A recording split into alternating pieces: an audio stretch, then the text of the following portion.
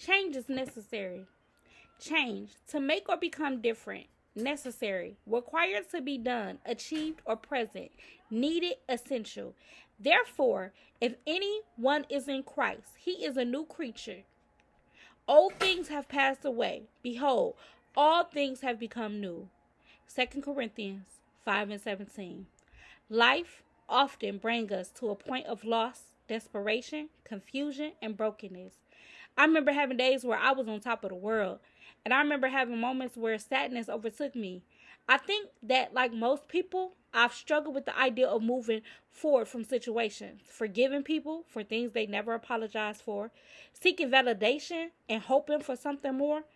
If I could give you something to chew on, something to meditate on, and things to consider, I would tell you that if you want to reach your full potential, wholeness, and growth, you will have to find a way to let go of what was to make the necessary changes and progress forward.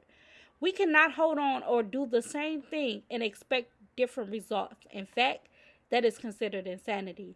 When you realize that something hurts and you don't understand why, you try not to let it bother you, but it still does.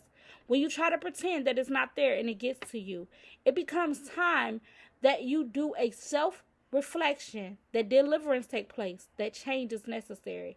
While knowing that you cannot change anything until you change yourself, whatever stage you are in your life, whatever condition your heart may be, whatever struggles you may have, we all have something that we need. And that we need God to make us whole. Don't allow the enemy to rob you out of your wholeness. Jesus wants us free. He knows that we are a mess.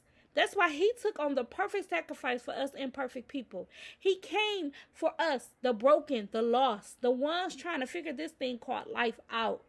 He came for the ones longing to be healed and to be free.